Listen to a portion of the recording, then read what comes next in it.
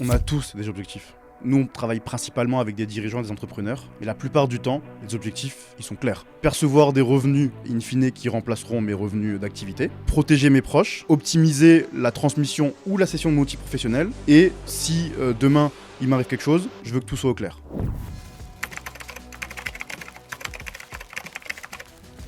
Typiquement, quelqu'un qui n'a pas d'objectif, mon but, ça va être d'identifier les objectifs. Alors, je suis pas inspecteur de police, mais mon but, c'est de savoir qui tu es, sous quel régime t'es marié, est-ce que t'as des enfants, est-ce que t'as des enfants d'une première union, est-ce que tu as anticipé l'après. Aujourd'hui, je vais te chiffrer, je vais te dire, est-ce que si tu ne fais rien aujourd'hui, est-ce que tu connais les conséquences de ton inaction? Est-ce que tu connais les droits de succession que tes enfants auront à payer si il t'arrive quelque chose? Est-ce que tu sais, si tu décèdes, qu'est-ce qu'il adviendra de ta boîte? Est-ce que tu connais le principe d'érosion de ta trésorerie?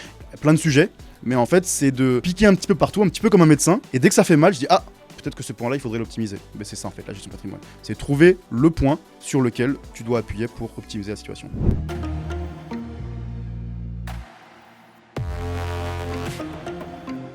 Salut et bienvenue dans un nouvel épisode du podcast Les Geeks des Chiffres. J'espère que vous allez bien. Nouvelle masterclass aujourd'hui où nous allons parler d'un métier qui est la gestion de patrimoine. Je suis avec Nicolas Camus qui bosse au sein d'un cabinet qui s'appelle The Wealth Office. Cabinet Exactement. qui a 1 an presque maintenant où on tourne cet épisode.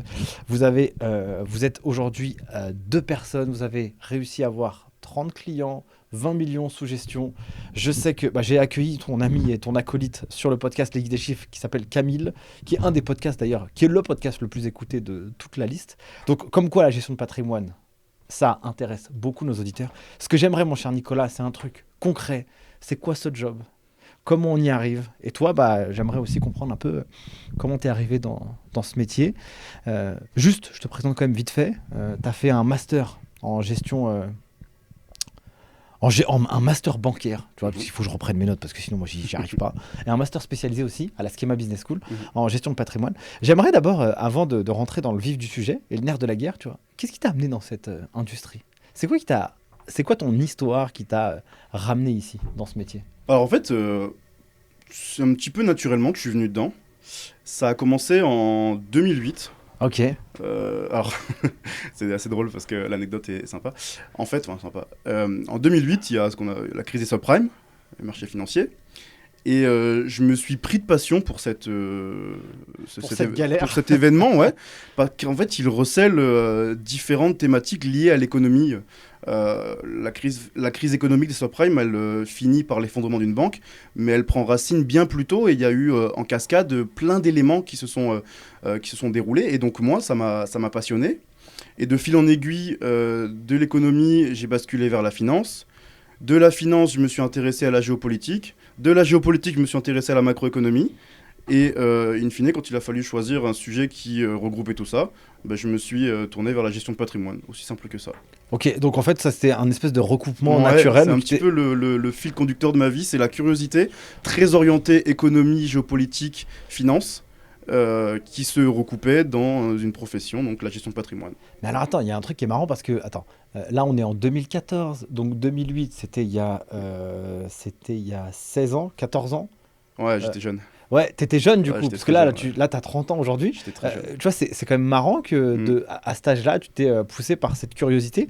D'ailleurs, qu'est-ce que t'en as appris de cette crise en fait? Ça a été quoi un peu les enseignements que t'en as retirés? Parce que souvent, pour ceux qui nous écoutent et qui sont souvent curieux, on entend pas mal d'entrepreneurs qui ont une certaine expérience, ou alors des gens qui ont certaines expériences qui disent « Ah, la crise en 2008, c'était chaud, c'était galère, c'était pas comme avant, on trouvait moins bien du travail. » Est-ce que tu peux un peu vulgariser ce passage de l'histoire, en fait? Ouais, très, très clairement. Alors, ce que j'en ai retenu, c'est que notre système financier il repose sur la confiance.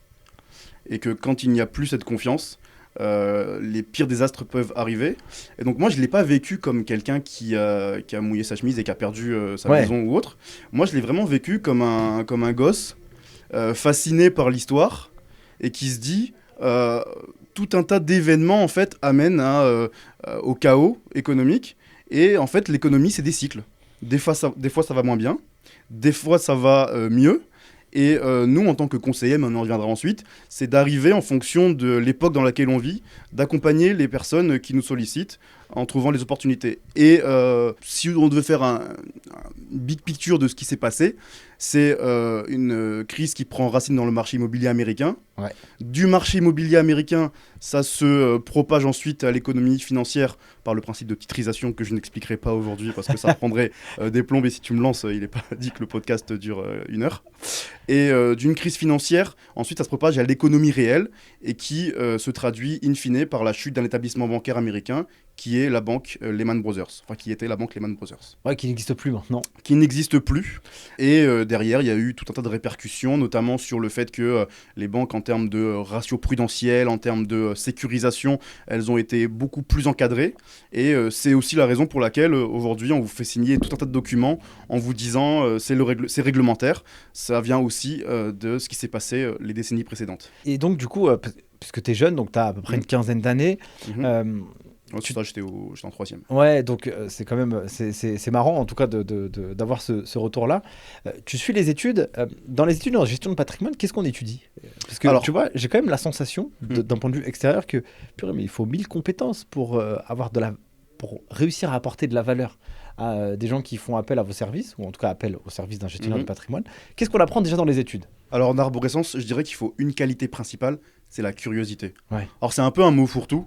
Qu'on va te lancer à toutes les sauces, mais c'est vraiment de la curiosité. Pas prendre tout ce qu'on te dit pour argent comptant, tout vérifier, un petit peu comme saint Thomas, qui ne croit que ce qu'il voit. Et donc la principale compétence pour un conseiller en gestion de patrimoine, c'est d'être curieux. Qu'est-ce qu'on apprend dans en études de gestion de patrimoine? D'ailleurs, moi j'ai fait un cursus bancaire, donc j'ai fait 6 années d'alternance, dont 5 en banque et 1 année dans un cabinet de gestion de patrimoine. Et donc en banque, classiquement, tu apprends la comptabilité, sujet qui était très cher. Tu apprends la macroéconomie, tu apprends la fiscalité, tu apprends le côté civil du patrimoine, tu apprends tout ce qui va être l'anglais. Enfin, vraiment, c'est multidisciplinaire. Et petit à petit, plus tu te rapproches du master, plus tu affines, tu spécialises tu te spécialises. Et c'est pour ça qu'ensuite, j'ai fait un second master, donc il y a un master de spécialisation en gestion de patrimoine financier.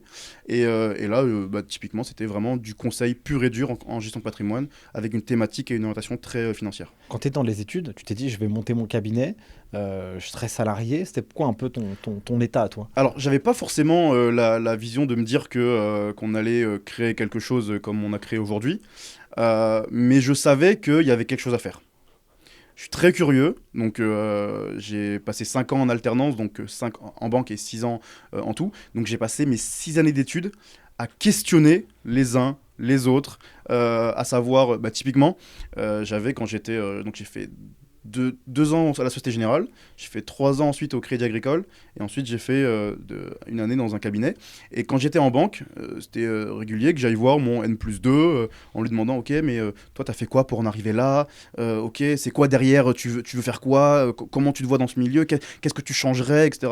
J'étais un peu chiant. Faut pas se mentir, j'étais un peu chiant. J'ai toujours été chiant. Parce que j'ai besoin de poser des questions, de tout comprendre, de tout savoir. En agence, on me cantonnait au début, comme tout alternant, on me cantonnait à l'accueil. Mais je passais mon temps à questionner les uns les autres dans les bureaux. On me disait, mais retourne à l'accueil, tu verras ça plus tard. Et non, en fait, moi, tant que je comprends pas, j'harcèle de questions. Et donc j'ai perdu un petit peu le fil de ce que je voulais dire, mais tout ça pour dire que effectivement, step by step, tu commences par des thématiques diversifiées, et en fait, tu affines au fil de l'eau. Mais il faut être très curieux. Si on peut un peu vulgariser, c'est quoi ce métier de gestionnaire de patrimoine? En gros, quels sont ses objectifs? Comment on arrive? Donc toi, j'ai cru comprendre qu'il y avait ce volet alternance, donc tu as pu rentrer dans un cabinet. Quelles sont les compétences quand même qu'on doit avoir? Donc j'ai bien compris cette partie curiosité, mais si on peut un peu faire une espèce de fiche métier de ce job de gestionnaire de patrimoine. Très simplement, comme je l'expliquerais à quelqu'un de ma famille par exemple qui connaîtrait rien à la gestion de patrimoine, je dirais que un conseiller en gestion de patrimoine, c'est quelqu'un qui répond aux objectifs des personnes qui le sollicitent. Typiquement, ce matin, j'étais en rendez-vous avec un client qui souhaite capitaliser parce qu'il veut arrêter de bosser à horizon 10 ans. Okay. Donc, en fait, mon objectif, c'est de lui générer les conditions pour qu'il puisse vivre de ses revenus patrimoniaux à horizon 10 ans. Hier, j'étais en rendez-vous avec une dame qui a pour objectif de transmettre son patrimoine dans les meilleures conditions à ses enfants, notamment pour fiscalement optimiser l'opération, mais surtout pour que chacun y trouve son compte. En fait, mon objectif à moi, c'est d'avoir une boîte à outils droit civil, droit fiscal, droit des sociétés, économie, finance. J'ai tout un tas d'outils à ma disposition et mon objectif final, c'est de répondre aux objectifs de mes clients, tout simplement. Est-ce que c'est une profession réglementée, ça? Est-ce que on peut, genre, je sors du bac et genre, je fais un truc à l'arrache? C'est une profession qui est réglementée par l'AMF, l'autorité des marchés financiers, la CPR, l'autorité de contrôle prudentiel et de résolution. Et il faut, pour monter un cabinet, tout un tas de réglementations très, très strictes. Ouais. Et il faut surtout avoir un master en gestion de patrimoine. Enfin voilà, c'est strict. Alors, il y a quelque chose, moi, qui, par rapport aux professionnels du chiffre et du droit, que je trouve être un petit peu différent, c'est que vous avez un ordre. Nous, on n'a pas d'ordre. On a des professions qui sont réglementées, mais on n'a pas d'ordre stricto sensus comme vous. Donc ça veut dire qu'en fait, entre guillemets, est-ce qu'on peut faire un peu n'importe quoi? Ah non. Non, mais enfin, du coup, c'est quoi un peu... Qu'est-ce qui vous régit? Quelles sont les règles que vous devez respecter? Tu vois, parce que j'imagine comme il y a un espèce de code d'honneur, où on dit, bah, si on a cette autorisation d'exercice, quelles sont les choses que l'on doit respecter? Par exemple, tu vois, ça peut donner quelques idées à ceux qui nous écoutent. Bah déjà, il faut que tout soit fait dans l'intérêt du client. Tu peux pas t'amuser à faire ce que bon te semble en fonction de tes désirs. C'est pour ça qu'on a toute une batterie de conformités à respecter. Dans un rapport de mission, dans une lettre de mission, on doit expressément stipuler que tout notre conseil est le fruit des objectifs du client, tient compte de la situation du client et est conforme avec sa situation. Et surtout, quand on va venir évaluer son profil investisseur, il faut que les solutions en matière de risque, elles soient corrélées, ça c'est important, il faut qu'elles soient corrélées au degré de risque que le client est prêt à prendre. Et si tu ne respectes pas les règles, le jour où tu te fais contrôler, tu te fais méchamment taper sur les doigts avec comme plus grave, je dirais, sanction, le fait que tu ne puisses plus exercer. Donc non, c'est réglementé et au contraire de ne pas faire n'importe quoi, tu es tenu de respecter la réglementation. C'est sûr. J'interromps 2 secondes cet épisode pour vous demander une big favor. Si ce format vous est utile et vous apporte de la valeur, mettez un gros 5 étoiles sur les différentes plateformes et un commentaire. Ça coûte pas grand chose pour vous, mais pour moi ça représente énormément parce que ça me donne de l'énergie, mais aussi ça booste la visibilité du format. Et plus le format est visible, et plus ça nous permet d'aller chercher des invités aussi inspirants les uns que les autres. Donc merci pour tout, donnez-nous de la force et moi je vous laisse place à la suite de l'épisode. Globalement, comment se rémunère un gestionnaire de patrimoine? Comment ça fonctionne son système de rémunération? Donc toi, tu étais en alternance, d'ailleurs ça peut être intéressant de voir un junior, comment il est payé, et quelle est la palette un peu, et aussi le type de revenu ou le niveau de revenu qu'il peut aller chercher. Alors en alternance, très clairement un contrat d'apprentissage avec une rémunération fixe chaque mois. Et quand tu es conseiller en gestion de patrimoine, que tu as ton cabinet ou que tu es salarié, tu perçois une rémunération fixe et une rémunération, je dirais, variable, indexée sur le chiffre d'affaires que tu as généré. Et si je rentre un petit peu plus dans le détail, typiquement, par exemple, nous, on va avoir 2 manières de se rémunérer. Sur le volet conseil, exactement comme la profession d'expertise comptable, on va facturer des honoraires de conseil. Et sur le volet placement des capitaux, on va percevoir des commissions de la part des partenaires auprès desquels on a souscrit les solutions, le tout étant d'être transparent avec les clients. Et nous, en fait, et on rentrera peut-être un petit peu plus dans le détail, on a cette volonté de toujours être transparent.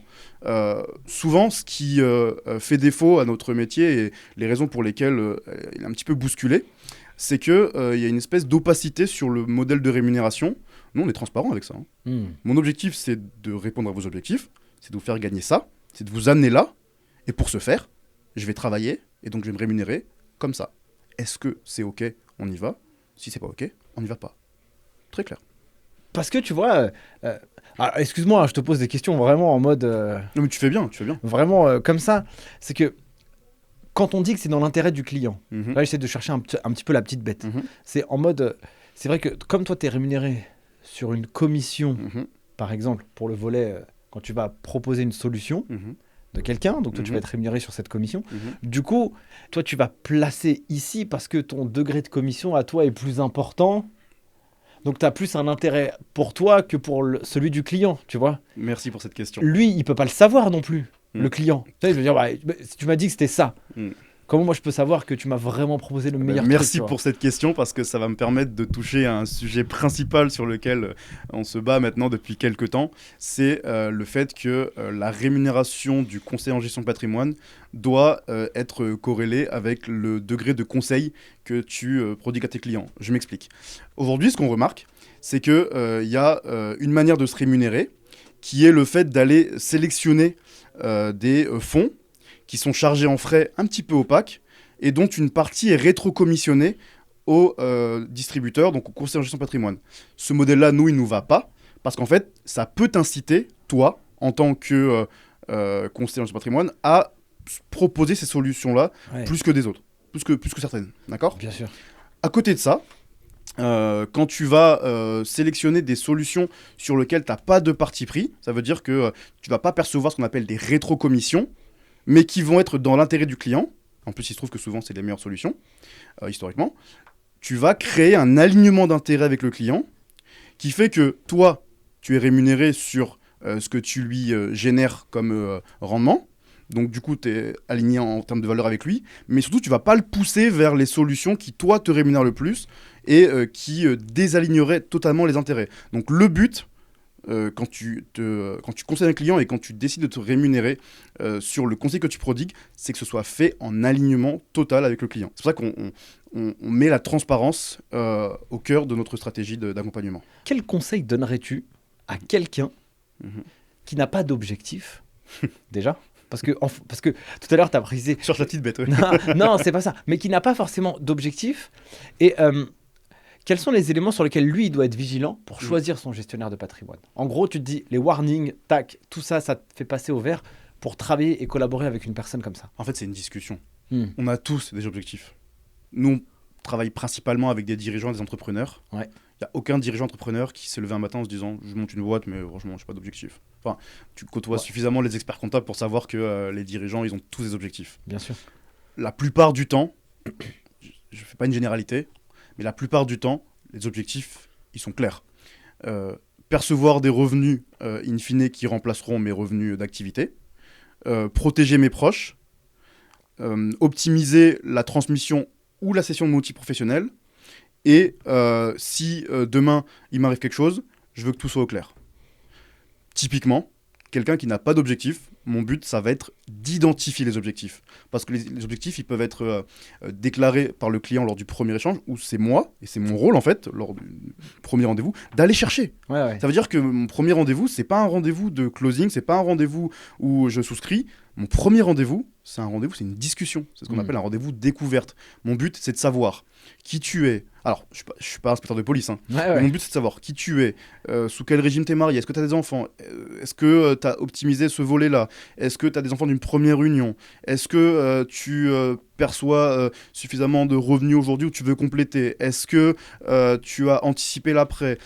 Aujourd'hui, je vais te chiffrer, je vais te dire, est-ce que si tu ne fais rien aujourd'hui, est-ce que tu connais les conséquences de ton inaction ? Est-ce que tu connais les droits de succession que tes enfants auront à payer si il t'arrive quelque chose ? Est-ce que tu sais si tu demain décèdes, qu'est-ce qu'il adviendra de ta boîte ? Est-ce que tu sais si demain tu cèdes ta boîte avec la trésorerie excédentaire que tu n'as pas optimisée, qu'est-ce qui se passera ? Est-ce que tu connais le principe d'érosion de ta trésorerie ?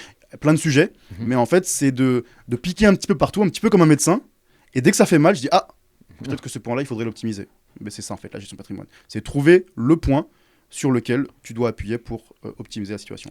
Quand je vois la complexité du système fiscal, financier, social, juridique, patrimonial, bref, français, comment on fait justement pour, je vais pas dire être spécialiste partout, parce que j'imagine que c'est impossible en fait de tout connaître et de tout maîtriser. Est-ce que dans ce métier, on doit avoir une spécialisation ?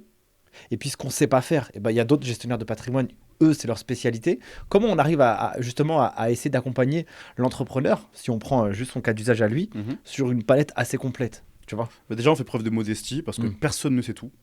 Moi, le premier, personne ne sait tout et on s'entoure. Et nous, par exemple, on travaille beaucoup en interprofessionnalité. Donc, on va travailler avec experts comptables, notaires, avocats, assureurs, banquiers, courtiers, etc. Et donc, toutes les missions qu'on ne saura pas traiter ou dont il faudra qu'on soit accompagné, on n'aura aucun mal et au contraire, on aura plaisir à déléguer toutes ces missions-là pour que le client soit vraiment accompagné en version 360. Et moi aujourd'hui, donc depuis maintenant plusieurs années, je développe justement cet aspect-là avec la profession expert comptable. Parce que j'ai des compétences qui leur est utiles, et ils ont des compétences qui me sont utiles, pardon. Ouais. Et donc l'idée, c'est que on crée un pool de compétences où tout ce qu'on n'est pas en mesure de traiter, on puisse le déléguer. Et après, le but aussi, c'est de s'informer, c'est de toujours rester vigilant, en veille, curieux, pour que la palette de ce qu'on peut être en mesure de proposer, elle soit toujours étoffée. Comment se passe un audit justement patrimonial C'est quoi un peu, du coup, cet appel un peu de découverte que toi tu réalises? C'est quoi les questions que tu poses et comment tu l'as construit aussi pour pouvoir proposer une bonne solution?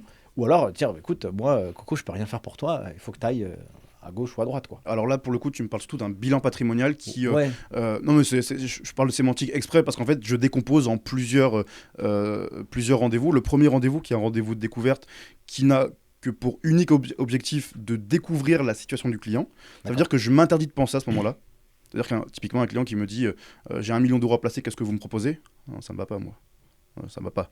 Enfin, ça me va pas. Moi, ce que je veux, c'est d'abord savoir qui vous êtes, pourquoi vous avez fait ça, quels sont les... Ok, pourquoi à ce moment-là, vous n'avez rien fait, ou pourquoi vous avez fait ça à ce moment-là. Je prends des notes. Ça prend 45 minutes. Je prends des notes. Et une fois que j'ai pris les notes, ensuite vient le second rendez-vous, une dizaine de jours plus tard. Entre-temps, j'ai collecté des pièces, parce que moi, je travaille sur pièces, avis d'imposition, éléments comptables si je travaille avec un dirigeant, contrat de mariage, analyse des contrats, donc je vais demander tous les relevés de contrat pour les analyser en profondeur. Enfin, je vais vraiment collecter les informations, et au rendez-vous suivant, je vais réaliser ce qu'on appelle l'audit patrimonial, donc qui est la mise en exergue de tous les points d'attention et tous les axes d'optimisation avec économie chiffrée. Ça veut dire que je vais très clairement dire là, il y a ça qui va pas, là, il y a ça, là, vous payez tant de droits de succession si vous faites rien, là, votre contrat d'assurance vie, vous payez plus de 2% par an de frais de gestion, alors que un ETF qui vous ferait payer 13 fois moins a généré beaucoup plus de performance. Vraiment, je vais lister tout ce qui va pas dans la structuration actuelle, et je vais ensuite en face dire, voilà ce qu'il faudrait faire pour optimiser en chiffrant en face les économies générées, et ensuite, on passe à la mise en place concrète et avec les solutions dédiées. Cette deuxième partie, là, j'imagine qu'elle est payante. Ça dépend si la mission, elle est stricto sensus conseil et qu'elle me demande de prendre du temps. Ouais. À ce moment-là, je vais facturer ce qu'on appelle les honoraires de conseil parce que je vais y dédier un temps significatif.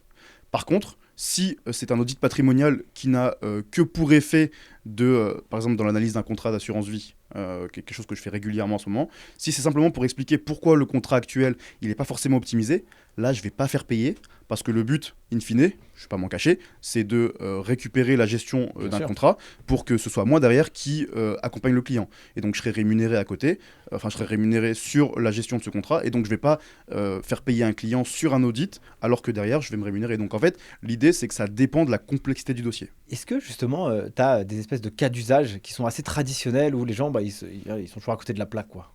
C'est une solution assez facile à mettre en place. Je ne sais pas si tu as un espèce de cas d'usage, justement, ou un tips que tu pourrais donner à nos auditeurs. Ouais, c'est typiquement là ce que j'évoquais tout à l'heure, c'est le client qui a déjà de l'épargne. Je parle de contrat d'assurance vie parce que c'est ce que en ce moment je reçois le plus souvent. C'est le client qui a 200, 300, 400, 500 000 euros placés dans un contrat d'assurance vie et qui dit je comprends pas, monsieur Camus, je perçois pas de revenus, mon contrat n'est pas rentable et je sais pas pourquoi. Je dis, pas de souci, envoyez-le moi. Non, je fais même mieux, je l'analyse en direct. Je dis ok, est-ce que vous avez vos codes de connexion? Ok, projetez-le, parce que c'est 99% de nos rendez-vous sont en visio. Je dis ok, projetez-le moi, ok, donc là je vois la location, je chope le code ISIN, ok, le code ISIN donc, qui est la carte d'identité d'un fonds. Okay. Donc je vais sur Google, je regarde le fonds en question, je vais sur le site, donc par exemple Cantalis, je dis ok, donc ça c'est votre fonds, ça c'est le fonds qu'il est censé répliquer, il le fait pas. Je vais ensuite sur le DICI, donc qui est tout à l'heure, tu demandais le réglementaire, je vais sur le document d'information clé pour l'investisseur. Donc quand tu mets en place une solution, tu es tenu de le transmettre au client, ce document d'information clé pour l'investisseur. Et en annexe, en page, avant dans la page, tu as le détail des frais. Et là, je lui dis très clairement, vous payez 2,5% pour quelque chose qui ne vous rémunère pas, alors qu'à côté, vous pourriez avoir accès à des choses qui vous rémunèrent mieux, historiquement, et bien moins cher. Je cherche pas plus loin. Ok. Et donc, c'est un cas d'usage parce que celui-ci, typiquement, quand tu vas voir ton banquier, quand tu vas voir ton conseiller, ou j'incrimine personne, mais quand tu vas voir ton conseil, t'as pas forcément le temps de creuser, et puis c'est pas ton métier, etc. Et c'est souvent dans ces moments-là où tu manques un peu de vigilance que se passe un petit peu cette opacité sur la gestion sur les frais appliqués sur tes comptes. Et nous, on est là pour mettre un gros coup de projecteur et de dire, ouais, c'est normal, hein. Typiquement, ça fait 15 ans que votre contrat, il fait 1% chaque année. Les marchés, si on regarde en moyenne, ils font 5-10 chaque année. En moyenne, hein, évidemment. C'est normal. Vous payez trop cher sur des fonds qui ne vous rapporteront jamais. Est-ce que ça vaut pas le coup qu'on regarde ce qu'il y a mieux à faire? Et donc là, l'idée, c'est que nous, avec tous les fonds et toutes les solutions plutôt qu'on a sourcées, on leur dise, voilà, en fonction, tout à l'heure, je parlais du contexte macroéconomique, aujourd'hui, on est dans un contexte où les marchés sont hauts, où les banques centrales, elles ont décidé de monter les taux directeurs, pour maîtriser l'inflation, donc qui est la hausse généralisée des prix à la consommation. Il y a le contexte aussi géopolitique qu'on connaît, et tout ce contexte, ça génère des opportunités.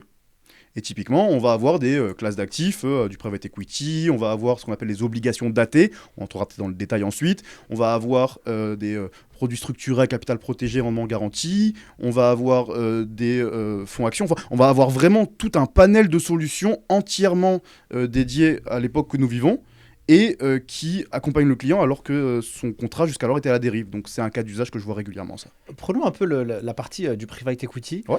Du coup, comment ça se passe? Est-ce que vous bossez avec des fonds pour placer l'argent de vos clients? Comment ça marche? Le private equity, c'est une des classes d'actifs qui peuvent être envisagées pour un investisseur. Et le private equity, par opposition au public equity, qui est le fait d'investir en bourse, le private equity, c'est le fait d'investir dans des structures qui ne sont pas cotées en bourse. Voilà. Pour le côté, explication initiale.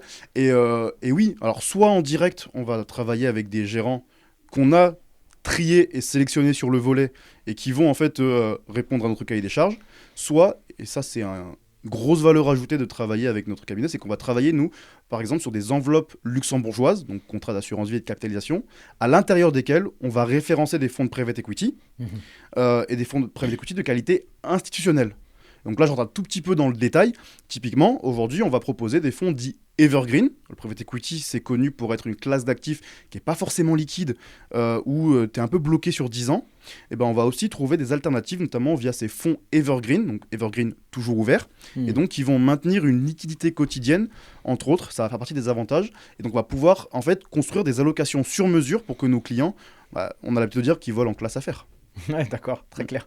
J'ai un truc qui me vient en tête. J'avais interviewé sur le podcast Hicham, il a fondé une banque islamique qui s'appelle Mizen. D'accord. Et du coup, je sais que pour les personnes qui sont de confession musulmane, pour investir, c'est galère, tu vois. En tout cas, c'est ce que j'avais compris dans cette masterclass. Est-ce que justement, un gestionnaire de patrimoine, il pourrait adapter ses conseils à une typologie de personnes pour qu'ils puissent investir dans des solutions qui sont, pour leurs croyances, éthiques? Est-ce que vous avez déjà eu le cas, par exemple? Alors moi, j'ai jamais eu le cas. Alors la finance islamique, je l'ai étudiée à l'université, donc principalement notamment le fait de ne pas percevoir d'intérêt. Ouais. Et alors nous, c'est pas quelque chose qu'on propose, mais aujourd'hui, de toute façon, un bon gestionnaire de patrimoine, il faut que chaque client puisse trouver chaussure à son pied. Ouais, bien sûr. Donc pour les clients qui sont concernés par cette thématique, il faut forcément qu'il y ait des conseillers en gestion de patrimoine qui proposent ça. Ouais. Et vous, alors, comme vous avez surtout des dirigeants qui viennent vous voir, c'est ce que tu m'as dit, des entrepreneurs, c'est quoi justement leurs principaux désirs d'investissement, eux? Est-ce que, tu vois, il y en a, on le disait en off, tant que tu n'as pas perdu d'argent, genre, tu t'en fous de prendre des risques, tu vois. C'est quoi un peu l'avatar type de la personne qui vient vous voir? Parce que j'imagine qu'elle doit aussi s'identifier à vous, quoi. Ok, l'avatar type, effectivement. Alors, c'est une question très complexe. Non, mais je rassemble mes idées.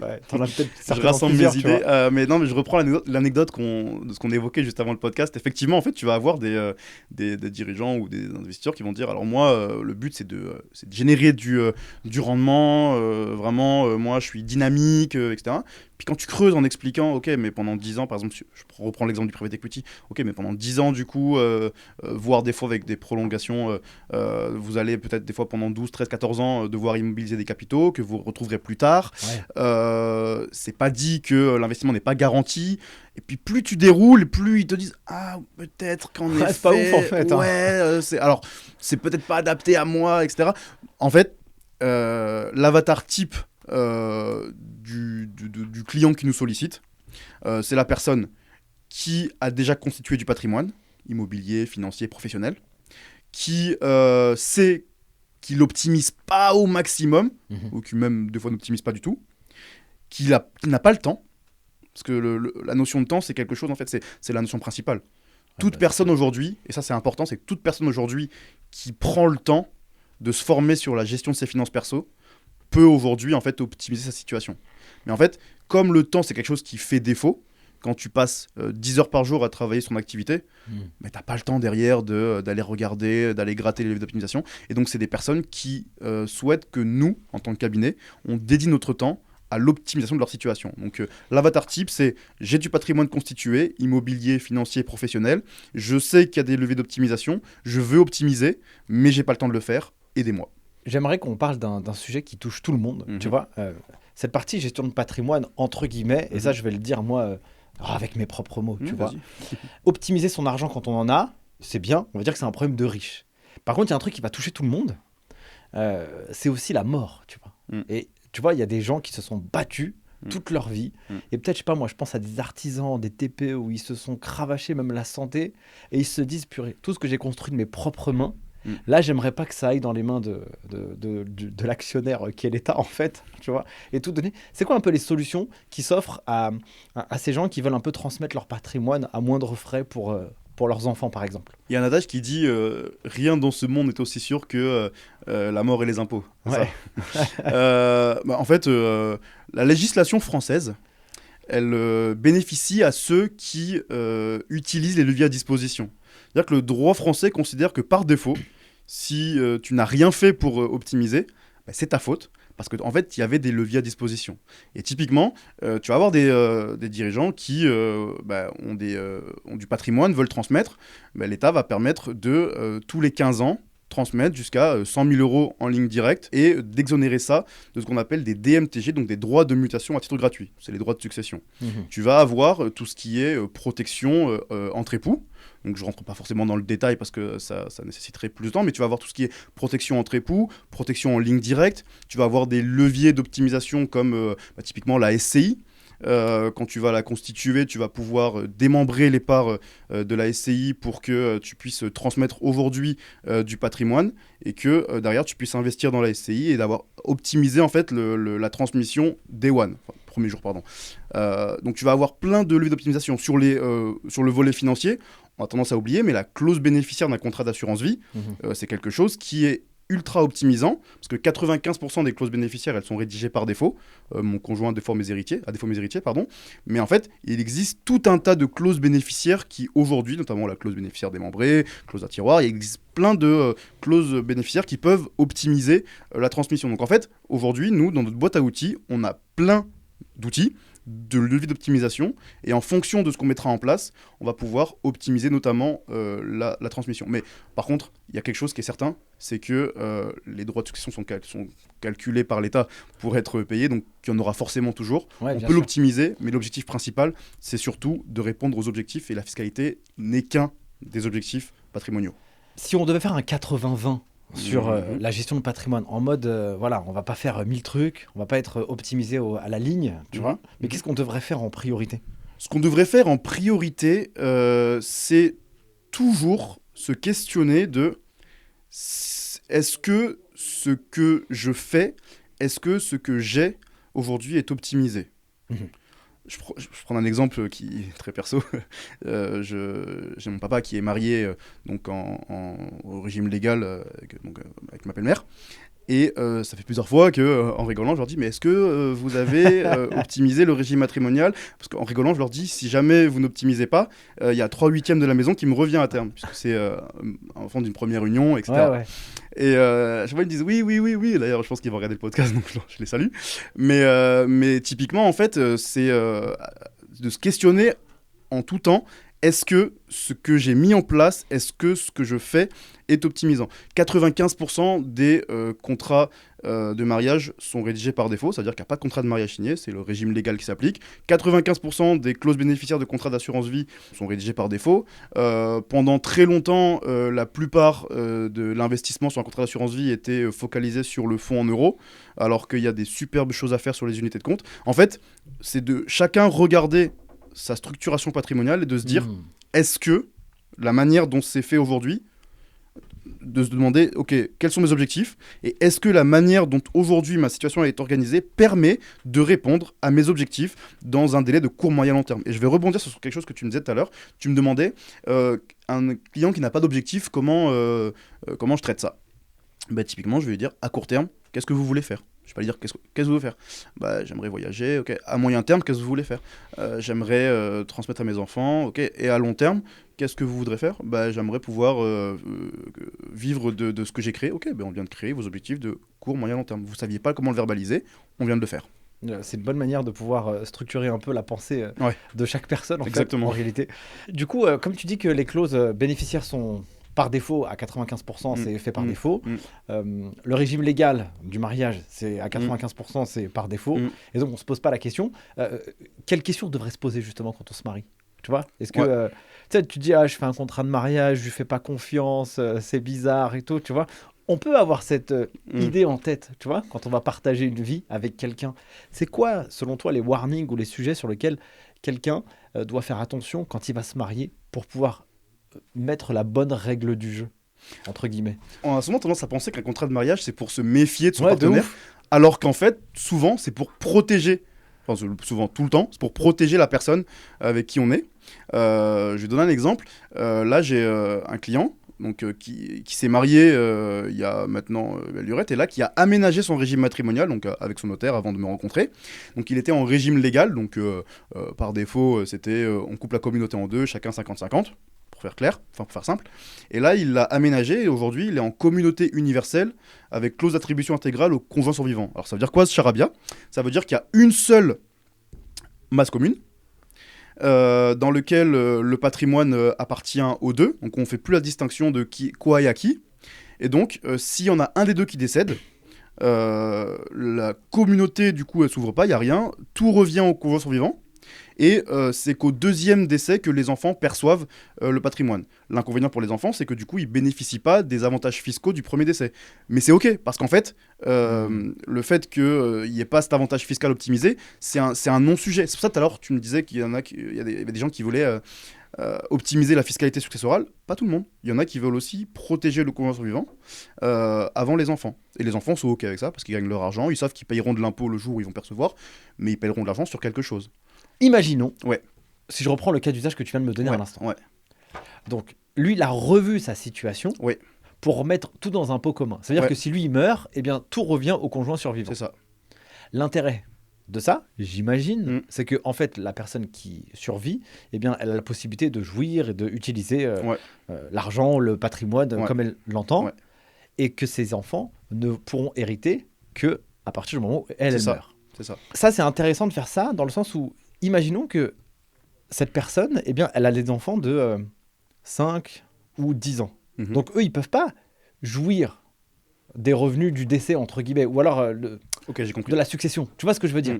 Donc, ça veut dire qu'elle, elle a les mains pour faire ce qu'elle veut.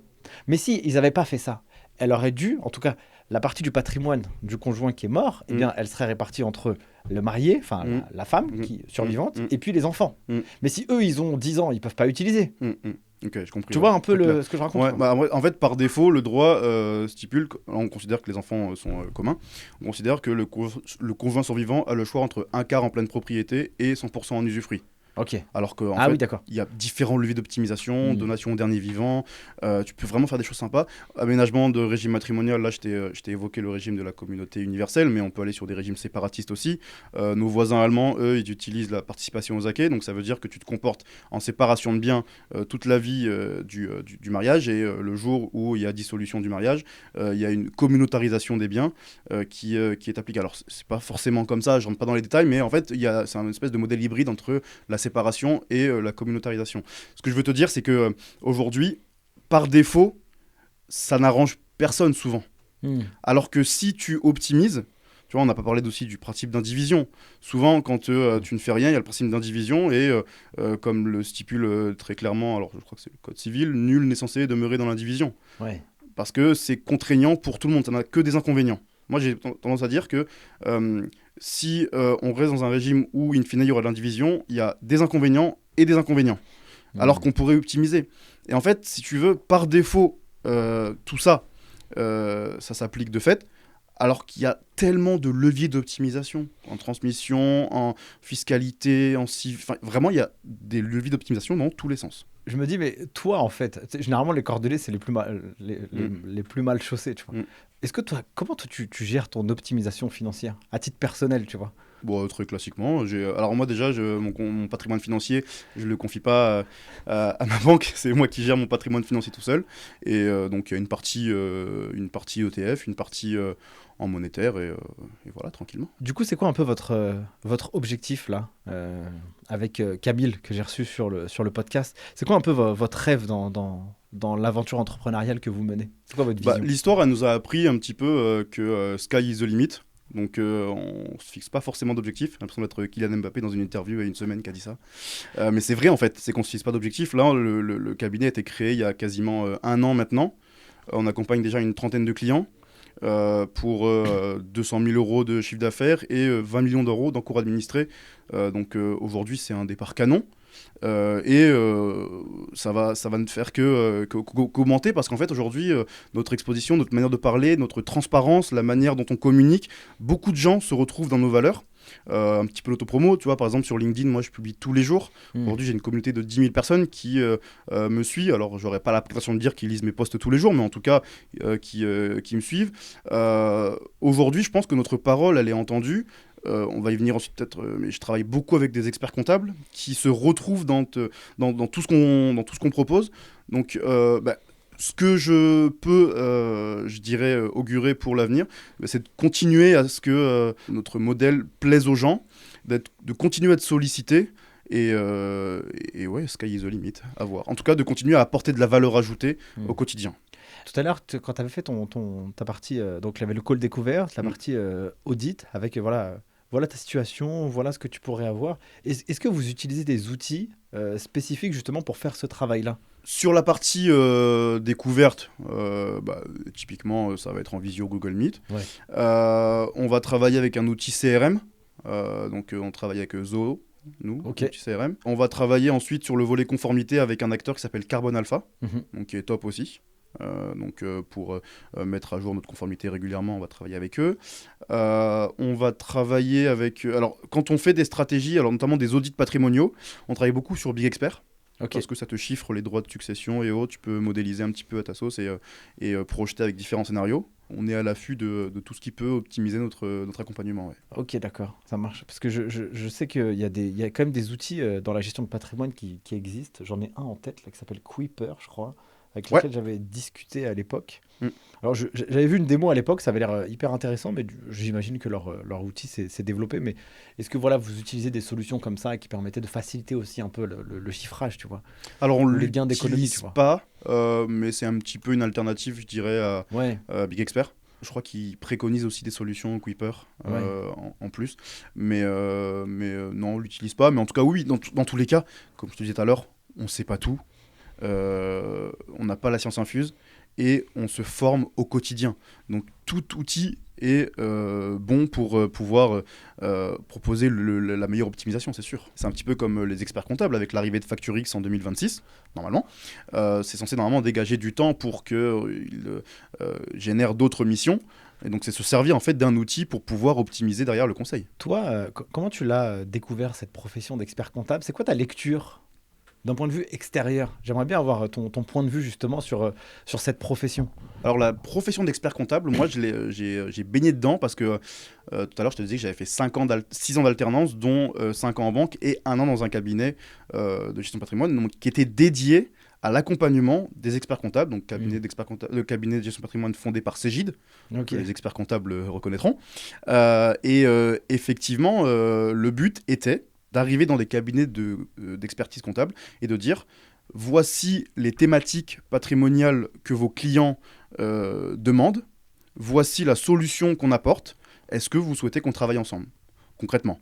Au début, tu prends quelques portes dans la figure, parce que non, je ne suis pas intéressé et autres. Puis quand tu commences au début, c'est impressionnant. Hein. La première fois que tu parles à un expert comptable, c'est impressionnant. Parce que du coup, tu parles à quelqu'un qui génère une activité qui sert à des millions de Français.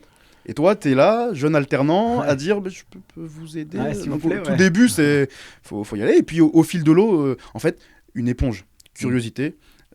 Ils te disent ce qu'ils ressentent, ce qu'ils veulent, ce qu'ils souhaitent. Et puis au fil de l'eau, tu te fais ton expertise, ton expérience. Et après, quand tu reviens les accompagner, bah, tu sais pas tout, mais tu sais ce que la dizaine, trentaine, quarantaine, cinquantaine d'experts comptables, en fait, t'as dit avant. Et donc c'est pour ça qu'aujourd'hui, alors moi ça fait depuis 2019 que je travaille avec les experts comptables, et aujourd'hui, j'ai pas la science infuse, mais quand je rencontre un expert comptable, je sais quoi lui demander, et derrière je laisse dérouler. Et si dans ma besace, j'ai de quoi l'accompagner, avec plaisir. Et tu sens que cette génération d'experts comptables, on parlait un petit peu en off, cette nouvelle génération, est-ce qu'ils sont... Comment tu les pressens ? Est-ce que tu les sens curieux ? Est-ce que tu les sens vifs ? Naturellement, je ne vais pas les critiquer, mais je veux dire... C'est quoi un peu ta lecture ? Parce que pour moi, je me fais aussi le porte-parole des experts comptables. J'aimerais que cette profession rayonne à la mesure... de ce qu'elle apporte comme valeur. Ils sont déterminés, ils ont soif d'apprendre. Moi, quasiment tous les jours, j'ai des mémorialistes deck qui me rentrent sur LinkedIn.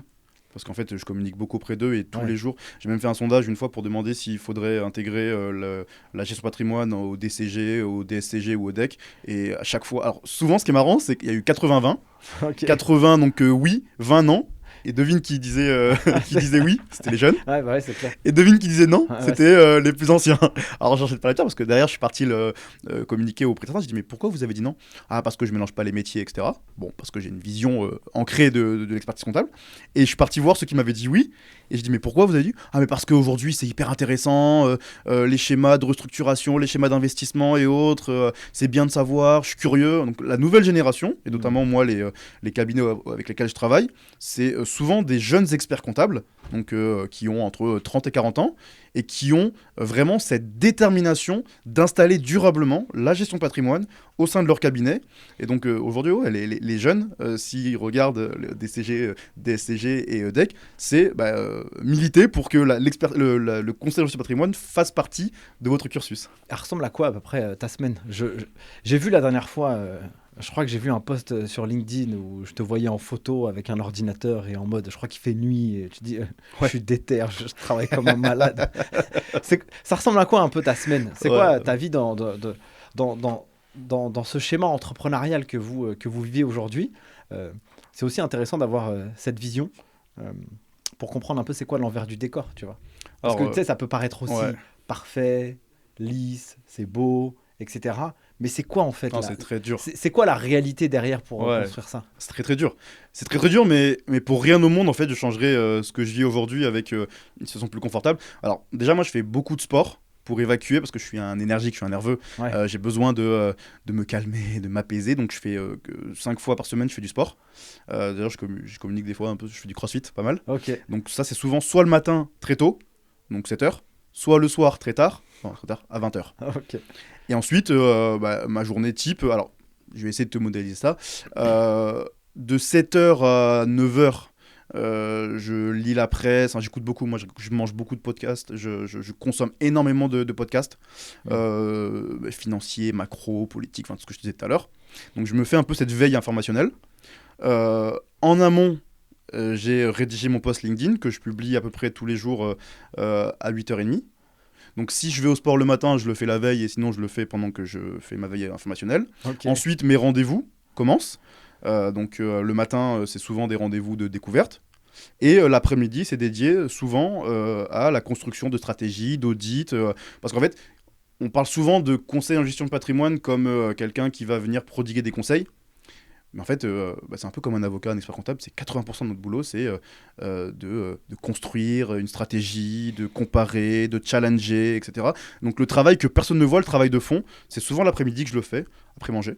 Donc voilà. Et ensuite, à partir de 17h, généralement, j'ai souvent des plages ouvertes de rendez-vous parce que les gens, souvent, ils bossent moins à partir de 17h ou en tout cas, c'est sur des créneaux sur lesquels ils sont disponibles. Donc, 17h jusqu'à 20h, je fais des rendez-vous. Et le week-end, il faut savoir que le week-end, je suis archi sollicité pour des rendez-vous. Et il faut savoir que si je ferme pas mon agenda le week-end, j'ai des rendez-vous de 8h jusqu'à le week-end, le dimanche. Le 1er janvier, j'ai eu un rendez-vous à 9h. Ok. Ouais. Je sens quand même que tu es passionné par, J'adore. par ta mission. Je sais pas, il y a un truc. C'est quoi qui te plaît dans ton métier?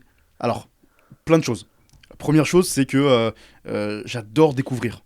J'adore. Parce qu'en fait, on conseille des gens, mais ce qu'on dit pas, c'est qu'on conseille des gens qui nous apprennent des choses. Moi, je conseille des biologistes, je conseille des dirigeants, parce que j'ai focusé sur les dirigeants, mais je conseille des salariés qui bossent dans des top groupes. À la base, moi, je suis nul en informatique et je conseille des clients qui bossent dans l'informatique. Je pose plein de questions. Des fois, c'est moi qui pose plus de questions que le client, parce qu'en fait, des fois, ça n'a rien à voir avec la mission, mais ça m'intéresse. Donc, je conseille vraiment pléthore de clients de différentes thématiques professionnelles. Donc, c'est vraiment apprendre, me nourrir. La deuxième chose, c'est que je veux le bien des gens. Ça veut dire que si je vois quelque chose qui, chez toi, peut être optimisé, je vais essayer d'y aller. Je vais prendre un exemple qui n'a rien à voir avec mon métier, mais par exemple au sport. Quand il y a quelqu'un qui vient et qui n'a pas forcément envie, qui se trouve moins bon et autres, je dis tu sais que là, tu es en train de faire ce que 90% des gens ne font pas, là, qui sont dans leur canapé, etc. Moi, j'ai le goût de l'effort. Peut-être parce que la vie m'a inculqué ça, etc. Mais j'ai le goût de l'effort. Et pour moi, je considère que seul le travail paye. Je sais pas si tu suis le basket un peu. Kobe Bryant à l'époque, il communiquait. C'était Kobe Bryant, Thierry Henry et Michael Jordan, c'est vraiment mes modèles. Et en fait, je m'imprègne de ça dans le business. Ah oui, je vois alors la culture que tu peux en avoir, tu vois. Et voilà, je pense que la détermination et le travail payent toujours. Et donc voilà ce qui m'anime, et aussi le goût du challenge. J'aime bien la compétition, j'adore la compétition. J'adore quand un client me dit ouais mais là en face il me propose ça, etc. Parce que je connais mes solutions, et je sais que en argumentant bien et en négociant bien, je peux arriver à des choses dans son intérêt. Mais j'aime bien le challenge. J'aime bien quand avec un expert comptable je discute et qu'il me challenge. J'adore le challenge. Ouais. Et donc toi t'as envie de dépasser un peu ça? Ah ouais, j'adore. Mais en fait, ouais, c'est ça. En fait, tout ce que je fais dans la vie, que ce soit professionnellement, en fait, je considère même pas que c'est pro ou perso. Tout ce que je fais dans la vie, c'est pour évoluer, progresser, faire progresser et challenger. Parce que le goût du challenge, le goût du risque, j'adore ça. Je vais te poser une dernière question, bien sûr. que je pose maintenant traditionnellement à tous mes invités. Est-ce que la vie t'a appris quelque chose que tu pourrais partager à nos auditeurs du podcast Les Geeks des Chiffres, que ce soit professionnellement ou personnellement, vraiment un truc qui t'a impacté, que tu pourrais partager à nos auditeurs? La vie m'a appris que le travail paye. C'est pas quelque chose de galvaudé, le travail paye toujours. Si c'est pas une fois, si c'est pas 2 fois, si c'est pas 3 fois, à la 10e fois. Et là où t'es lundi ne définit absolument pas là où tu seras vendredi. Donc fais fi du qu'en dira-t-on, fais fi de ce qu'on te dira, ne fais qu'avancer et un jour tu tireras le meilleur. Donc travaillez et restez constant. Merci mon cher Nicolas, c'était un plaisir de t'accueillir pour cette masterclass du podcast Les Geeks des Chiffres. Si les gens veulent te retrouver, je mets tout en description de cette vidéo et du podcast et du format audio. Eh bien en tout cas merci pour tout, merci de m'avoir fait le plaisir d'être là. Avec plaisir. Merci d'avoir suivi ce podcast jusqu'à maintenant. Si vous l'avez kiffé autant que moi, j'ai pris de plaisir à le réaliser, eh bien n'hésitez pas à me le faire savoir en mettant les likes, les 5 étoiles partout. Abonnez tous vos amis qui écoutent, qui sont copains et qui n'ont pas encore écouté le podcast. Eh bien abonnez-les au podcast Les Geeks des Chiffres. Sur ce, je vous souhaite le meilleur et je vous dis à la semaine prochaine pour un nouvel épisode. Ciao!